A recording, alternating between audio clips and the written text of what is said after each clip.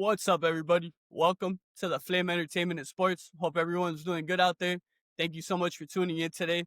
On today's show, we're going to be starting off, as always, with some Dancing with the Stars, as we have my sister Diana joining us to talk about the semifinal episode of season 34. And then in the sports world, I cover the big news out of boxing this week, as Jake Paul is set to take on Anthony Joshua live on Netflix from the Kaseya Center here in Miami on December 19th. With all that said, make sure to check us out on Instagram and TikTok at @theflame_ES. Subscribe on YouTube, Apple Podcasts, and Spotify. And now let's get started as we bring in my sister Diana and we talk some Dancing with the Stars. All right, guys, let's get into this Dancing with the Stars season 34 semifinal recap. We have my sister Diana joining us today to, give her thoughts on everything that went down on the semifinal episode. But yeah, D, thanks for joining us today. Of course. All right, guys. So as always, we're gonna be going, couple by couple, giving some notes if we had any, and giving our score and the actual scores they received from the judges, and then we're gonna end it as always with the elimination.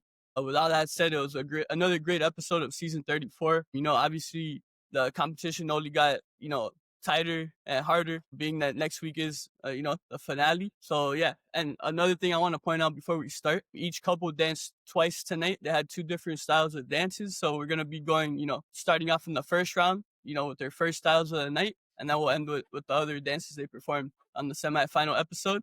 So with all that said, the night started off with a foxtrot by Elaine and Alan. Yeah, D, any thoughts on this foxtrot that started off the night? Specifically, this dance, nothing comes to mind, but like something about the first round, just I feel like everyone had jitters. I don't know if it was because of the semifinals or if people were nervous, but I do feel like the first round pretty much for everyone was a little bit shaky. And like I know Carrie Ann was controversial and like people were upset with her and booing her, but some of the comments she made were actually so accurate to what I was thinking. So a lot of the stuff that she said, I kind of really agreed with her. Nah, I'm so glad you said that, and especially about Carrie Ann.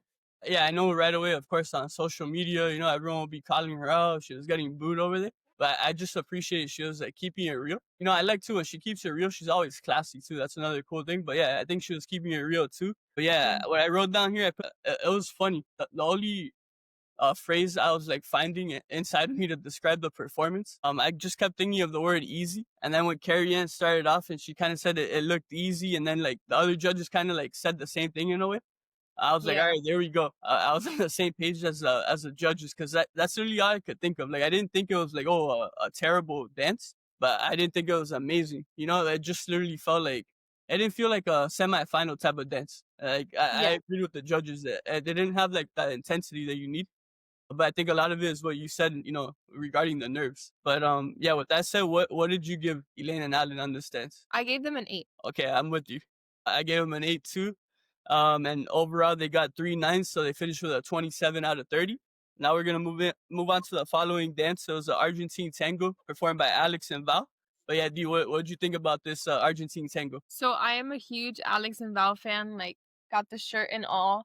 Let's go. But this was not my favorite dance of hers for some reason. I did feel like she was also super duper nervous. Again, I think it was the night. I also think since there was 2 dancers, like maybe one of the couples favored one dance over another. And maybe like they wanted to perfect one instead of like both, or they just didn't have enough time because it's only a few days to practice. But like it was a good dance. Like I would still give it like a good score, but it was just not her best. And because I know how good she is. No, I totally agree with you. Like it didn't feel like her best overall dance, but like I agree with you too that it was still good. And I wrote down precise, intense, sexy, and full of power. That's kind of how I described it. And then I put Alix is beautiful and powerful as always, and Val delivered amazing choreography and high intensity. But yeah, with that said, I still gave them a 10. What'd you give them? A 9. A so 9. It was right there. Okay, so I think that makes sense. Like either or, and overall they received 2 9s and a 10 from Derek, so they finished with a 29 out of 30. Then the third dance of the night was a cha-cha performed by Whitney and Mark. What'd you think about this one? I thought this was really good. I really like how in their dances, like Mark always choreographs to certain beats of the music. So it's like always like different accents. Again, not my favorite. I just think round 1 was not my favorite for anyone except we'll get to that, but Robert. But it just wasn't my favorite of theirs. But like I just love the choreography and how it's always to like beats and like they hit like a head on the certain like like of the music. So it's pretty cool. Okay, it's funny, like what you just said about like hitting the head, like all that different stuff you were saying. That kind of threw me off a little bit throughout the dance, but obviously like you're a dancer. I'm not, so I don't know that type of stuff. So like Hmm. overall, like I wrote down like another great performance. Whitney felt in control from start to finish. But yeah, those little like things you're just talking about kind of threw me off. So I didn't end up giving them a 10 because of that. You know, I felt like some of them were a little like distracting in a way.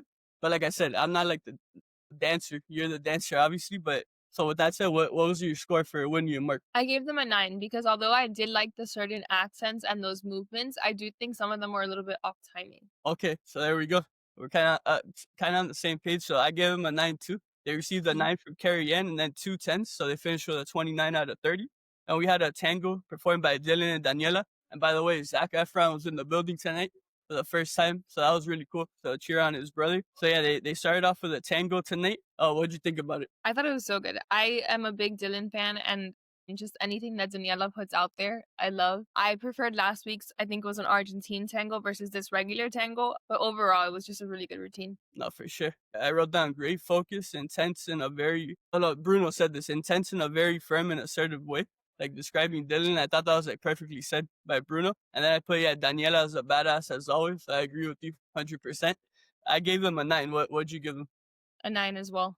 There we go. Okay, so we're aligned there, and they received 3 9s from the judges, so they finished with a 27 out of 30. Then we had a jive next up performed by Jordan and Ezra. This been like a I've called this couple, at least for me, like a wild card this season because I've seen certain performances where I'm like, oh man, you know, they could win it all. But then they'll kind of have like 2 or 3 in a row where I'm kind of like, oh, you know, it was fine, but they could go home tonight, you know? So that's like kind of a wild card to me. But yeah, what'd you feel about their first performance? I actually really liked this one actually more than their second one. I thought it was good energy. There was some things that were some timing issues, I think, as the judges had mentioned in the episode. But overall, like I think they're just it's not my favorite, and I don't know what it is yet. Like, I don't think they fully have broken out of their shells. I don't know if it's both of them or just Jordan. Like, I don't know. There's just something missing in the routine sometimes for me. But overall, I did like this one more than their next dance. Got you. I think you described it perfectly because yeah, like how I called them a wild card. Like yeah, it's just like sometimes like I can't describe either what's missing, you know, because like like they could be so good, but yeah, there's like usually like some sort of element that I can't figure out that I'm not seeing. But yeah, I wrote down honestly, like I wasn't like super down on it, but I wasn't also very high about this jive. I wrote down it felt like a little stiff. I feel like sometimes I know the judges have pointed out in the past sometimes that like Jordan like she'll forget to kind of do like facials or you know embody the character in a way, and I kind of felt that a little bit. But you know it is what it is. I gave them an 8. What'd you give them? I gave them a 9. I agree with you with the performance. I feel like maybe that's sometimes the thing that's missing with them because I feel like she's focusing so much on the routine and maybe it's like the athlete in her that's like nervous and focused like on the actual steps. But sometimes she like it looks like she's so focused that she's not into the full routine. The judges agreed with you. They got 3 9s, so they finished with a 27 out of 30. And then next up, we had another jive. This time it was performed by Robert and Whitney. I know you know you're excited to talk about this one, and I am too. So, what do you think about this jive? Just love this jive. Just anything that has an upbeat dance for Robert is made for him because of his personality and his performance. I thought the performance was so good. The actual content was amazing. I think Whitney is amazing as a choreographer. So I just really love this dance. It was like my favorite in this first round for sure. I agree. To me, it was like you could call it like the official like elite performance, right? Of the first round, I would say. Yeah, I agree with you. Like I wrote down high energy, on point, and on time. And I love this quote by Bruno. He called it a superstar jive, and I totally agree. I feel like it was amazing from start to finish, and I gave them a perfect 10 out of 10. You did too, right? Same. Okay. Yeah. And they ended up with the first perfect score of the night as they get 3 10s from the judges. So I finished with a 30 out of 30.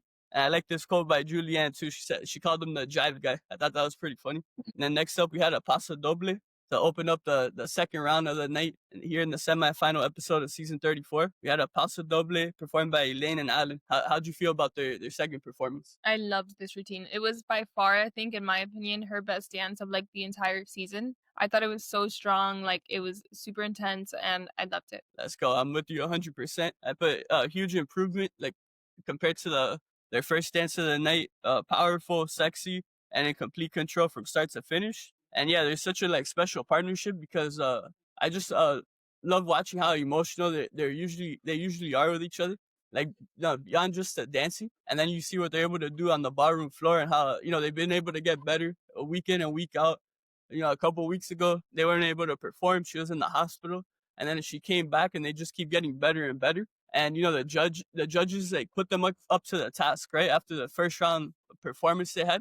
They asked for more intensity, and I think they delivered it completely here. They went above and beyond, and I gave them a perfect 10 out of 10. Me too. I gave that this routine a 10. There we go. And they received the second perfect score of the night as they get their first perfect score of the season with a 30 out of 30. And next up, we had Alix and Val perform their second dance of the night, a Viennese waltz. And I'm excited to talk about this one. How'd you feel about it? I was obsessed with this one. Like, from the backdrop to the rain in the back to the costumes, like even the wet hairstyle that she kind of had, it was a beautiful routine. It was one of my favorites of hers. Let's go. I think Carrie Ann, like, I love this quote by her. She put, a performance like this is gonna go down in history, and I totally agree. And Alfonso as well said a cool quote, like an iconic dance to an iconic song. And I thought that was perfectly said. I wrote down an all-timer GOAT status, and I put slow clap standing ovation. That Derek, usually does. Like, those are literally the three phrases that came into my head. I thought it was so impressive, and to see them bounce back, like just like Elaine and Alan did, to see Alix and Val come in their second dance of the night and really simmer down and calm down, like you mentioned early on. I think it's super impressive, and that's why each of these couples has, earned their way into the finale next week.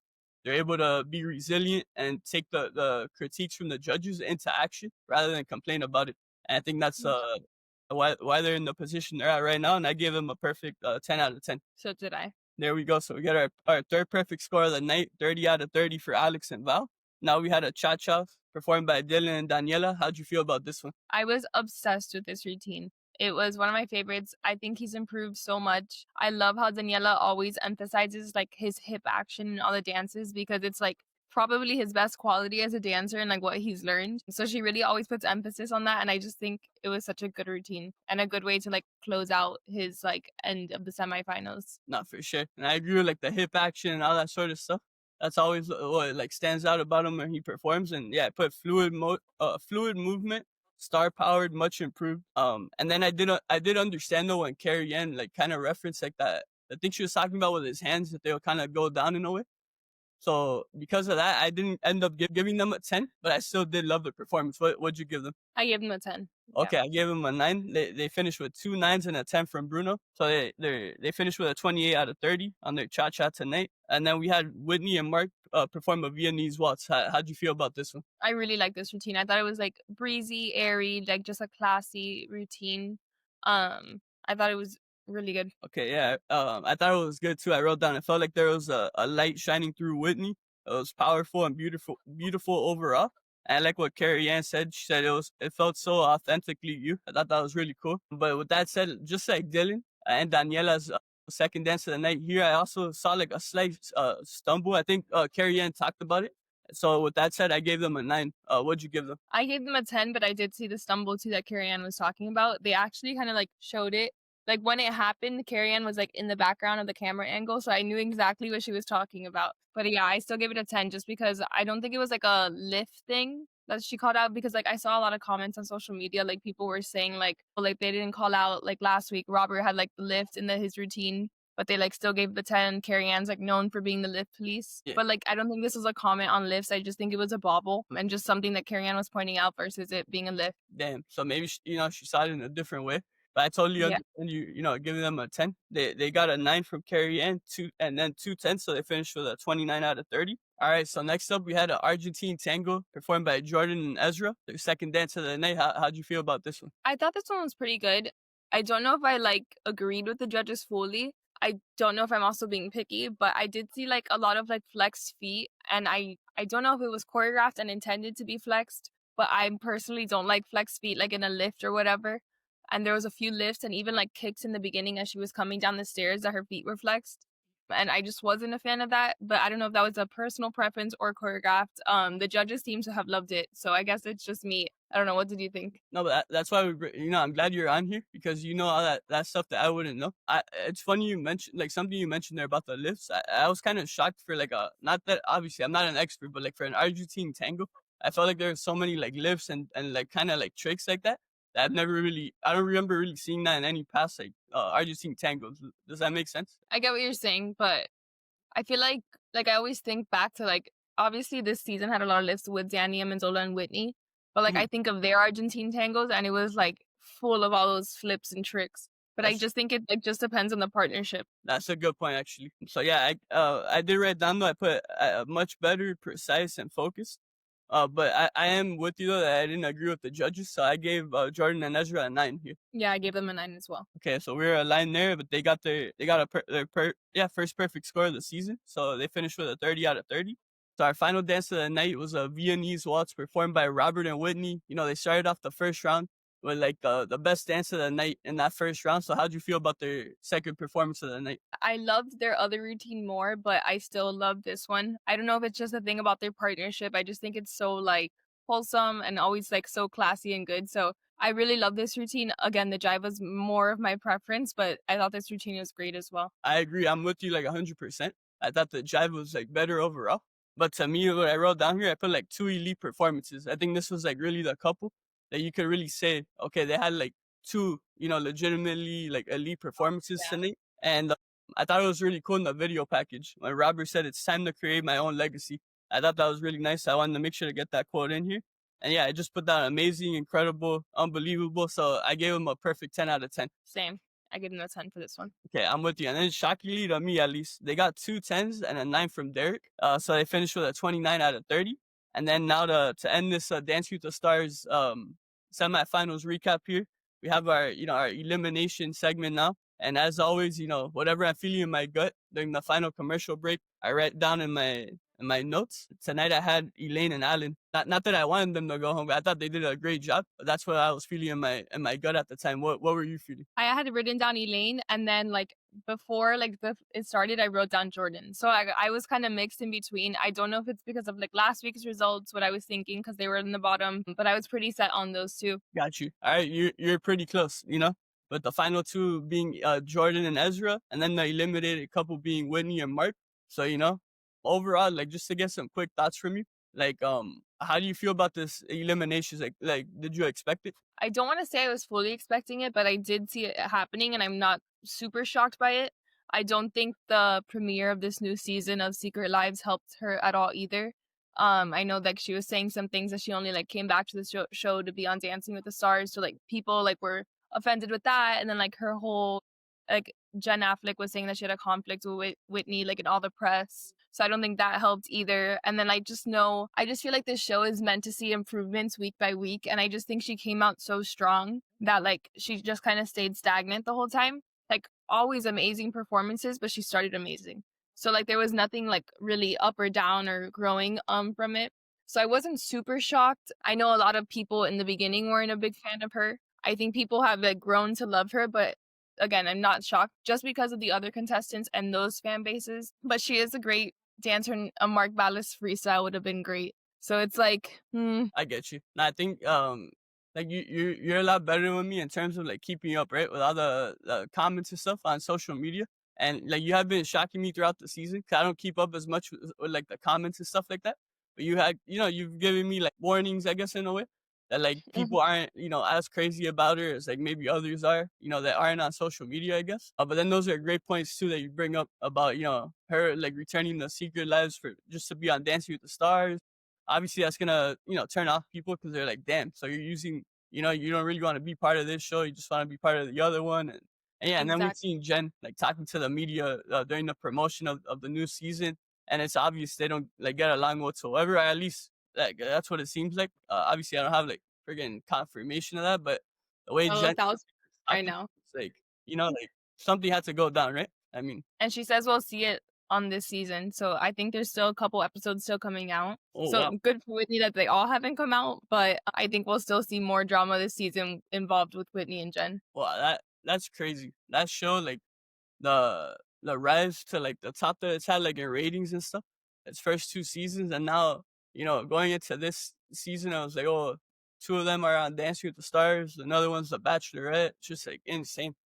And Yes. this is only like great. This drama between Jen and Whitney, and like Whitney not making it to the finale. it's gonna Yeah. draw even more eyeballs to Secret Lives, you know? Another point too about them like not making it probably I would say another social media kind of thing just because I keep up with all the lures and like I like to see what people are saying like every time someone dances I go to the Instagram and look at all the comments like I want to see. I know a lot of people also this is nothing against Mark and I think he's a great choreographer but I know a lot of people also had some feelings towards him like coming back another season for another great dancer. Not to like take away, but like even like Sasha like lost his pro position, like and he like kind of comes in and out as like I don't want to say as he pleases because obviously you have to get chosen, but I do feel like the door is always going to be open to him because of how great he is and like what he's done for the show and what he is in the ballroom community, which is amazing. But I do know that people on social media and like people who were voting for like Andy and like all those fan bases that were so huge and like really pushing for like certain people, I know they weren't really fans of that just because of like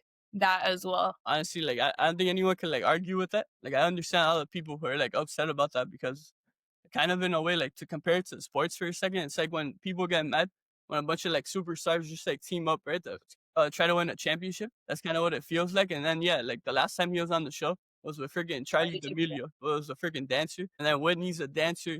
Not to like disrespect him obviously in his career on the Yeah, show, but that's what I'm trying to get at. Like he's still great, but like it's those things that rub people the wrong way. yeah, it's kind of like the thing, like it happened, like they go back to sports again, but like there's certain athletes who like they're considered all time greats, but then they have these certain decisions in their career where people don't like take them as seriously. Like for example, like a Kevin Durant going to Golden State and winning championships over there. It's like, all right, you did it, you're MVP 1 year, but you're playing with Steph Curry, Draymond Green, and all these like Hall of Famers. If you're really that special, like superstar, all time great, you wouldn't have had to like team up with them. So Yeah. just compared to sports in a way. But I totally understand like why people have been like turned off by this couple overall. But Mhm. like it is amazing for the show. I feel like obviously the ratings have been through the roof for Dancing with the Stars this season, but and they're gonna be amazing for the finale. But now I feel like even more people are gonna tune in because they're like, oh wow, like Winnie didn't make it, and she's been dancing amazing. And wow, look at Elaine a couple weeks ago, she was in the hospital.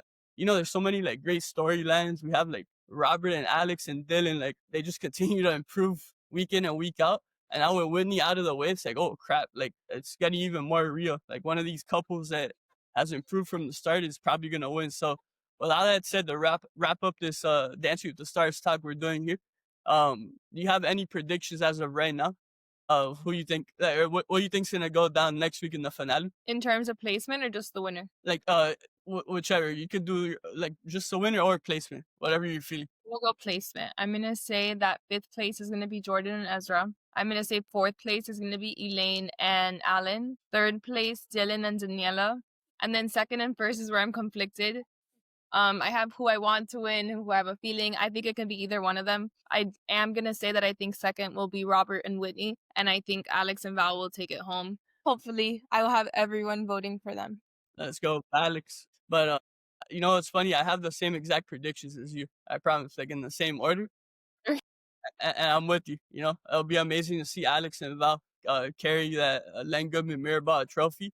But yeah, D, thanks for joining us today, and you guys can follow her on Instagram at Diana Elise Gal. Elise spelled Elyse. But yeah, D, thanks for joining us and giving your thoughts on Dancing with the Stars. Thanks for having me. Now, of course, hope you guys enjoyed our Dancing with the Stars semifinals recap here. Make sure to check us out on Instagram and TikTok at @theflame_ES. Subscribe on YouTube, Apple Podcasts, and Spotify. And yeah, guys, hope you guys enjoyed hearing our thoughts on Dancing with the Stars.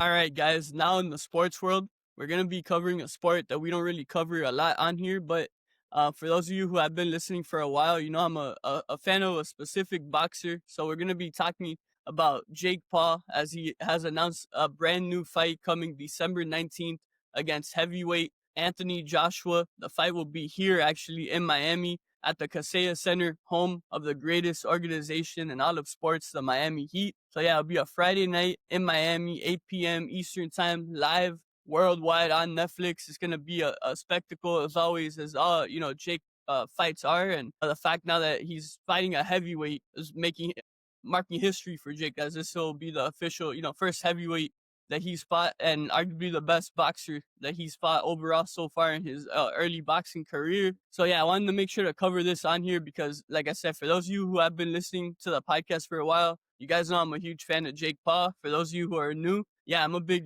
Jake Paul fan. I'm a big Logan Paul fan, and it's not necessarily anything to do with, oh, Jake is great in boxing, or oh, Logan's doing great in WWE. I just really appreciate that both of them do things that other people call impossible. And I also love, in this case with Jake, this is another example of him, sticking by his word, right? I think you could call it that, because Jake has talked for years, calling out some of the top champions in the sport of boxing, including Anthony Joshua, including Canelo Alvarez, and the list goes on. And people just continue to hate and hate and hate, and I'll never understand it. But at the end of the day, all I could do as a supporter and fan of Jake is just cheer him on, root him on, and just, talk about him on here because, like I said, he just continues to do the impossible. And to me, those are the type of people that we should all be looking up to, because they show that as long as you work hard and put your mind to something, anything is possible and you could achieve it, and especially with God by your side, anything is possible. But yeah, Jake just continues to show that, year in and year out, that he's gonna do whatever he puts his mind to. He's gonna work hard. He's gonna go all out to make it happen. And he's done it again now by, officially, scheduling this fight against Anthony Joshua. Now, really quickly to talk about both of their records in their career. So Jake, he is currently 12-1 in his career. And then Anthony Joshua is currently 28-4 in his career. Jake stands at 6'1", while Anthony Joshua stands at 6'6". So obviously a big height difference. Overall, too, like, being that I'm just really a Jake fan rather than a boxing fan, I'm not gonna go into super like detail in terms of like any technical type of things within the boxing world to preview this matchup right now, because I'm not a boxing expert whatsoever. Like I said, I only keep up with Jake's fights at the end of the day. Like, what I can say regarding Jake, after watching his fights now on a consistent basis, what I can say for those of you who haven't watched him is that he continues to get better, fight in and fight out. I truly believe that. I think when you look at the start of his career all the way now, 13 fights in, you truly see a difference each time he's out there in the ring. And I think this time is gonna be no difference. I think he's gonna be even better now against Anthony Joshua. Of course, most people are picking Anthony Joshua to knock out Jake, to beat him easily. And I saw an interview on the Ariel Helwani show.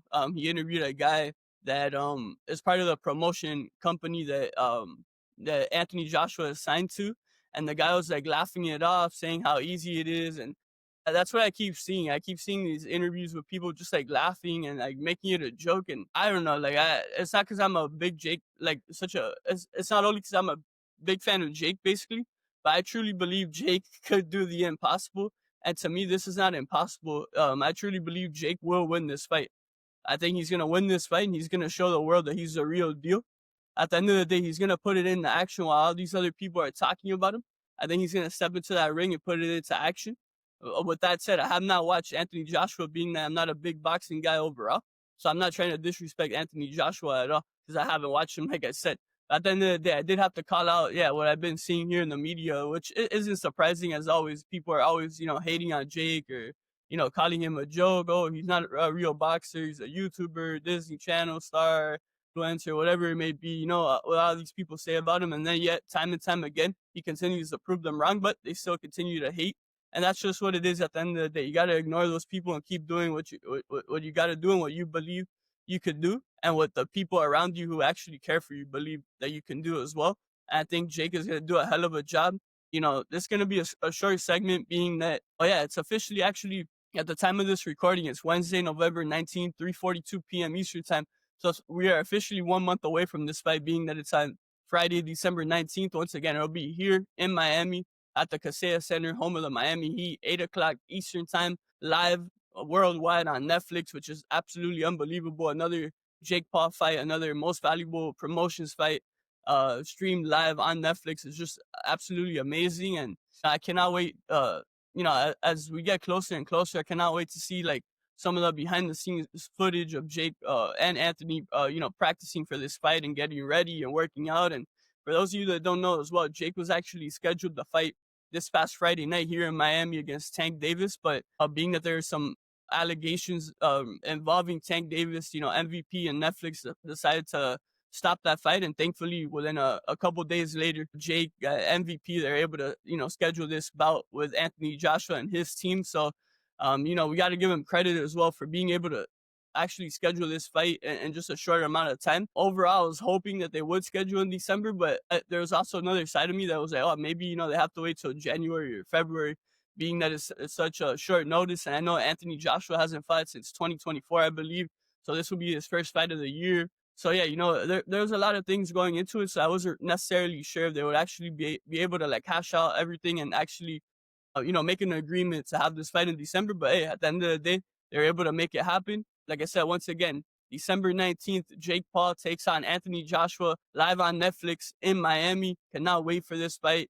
Like I said, like I've said repeatedly, I'm a huge fan of Jake, and I cannot wait to see him make history once again, as he always does. And for those of you who are interested, this Friday, so the day following this episode, on November 21st at 1 p.m. Eastern time, they will be having their first press conference, Jake and Anthony, at the Kaseya Center here in Miami. It's open to the public. Anyone can attend. So, that should be a lot of fun. Jake pressers are always a good time. And I know this one's going to probably be the most juicy or spicy of all of them so far in his career. But yeah, I cannot wait to watch that press conference between Jake and Anthony and everyone else involved and both of their teams. And then another side note, there hasn't been any other fights announced for that night. I'm guessing they're still like finalizing stuff. I'm not really sure. There hasn't been any reports yet in terms of who is set to fight before them, but I'm sure eventually as time goes on, or perhaps at the press conference, maybe that'll be a smart way to promote the other fighters within this card between Jake Paul and Anthony Joshua. Maybe they announce it Friday afternoon here at 1 o'clock Eastern in Miami. But yeah, guys, I hope you guys enjoyed this Jake Paul / boxing segment here. Like I said, we don't really cover boxing, but I am a big Jake Paul fan, so I will be covering this going forward now, as we are officially 1 month away from watching Jake Paul take on Anthony Joshua. If you guys have any thoughts on this upcoming fight between Jake and Anthony and you're watching here on YouTube, make sure to comment your thoughts down here below. And now you can reach out to us on Instagram and TikTok at @theflame_ES and give us your thoughts there. But yeah, guys, hope you enjoyed this Jake Paul segment. All right, guys, thank you so much for tuning in to this week's episode of the Flame Entertainment and Sports. Hope you enjoyed my talk with my sister Diana as we broke down the season 34 semifinal episode of Dancing with the Stars. Hope you also enjoyed hearing me talk about Jake Paul and Anthony Joshua's upcoming fight on December 19th here in Miami. Make sure to check us out once again on Instagram and TikTok at @theflame_ES. Please subscribe to us on YouTube, Apple Podcasts, or Spotify. If you guys want to give us your thoughts on any of the topics we covered today and you're watching on YouTube, make sure to comment down here below. And now you can send us your thoughts on social media at @theflame_ES. And with all that said, till next time, everyone, take care.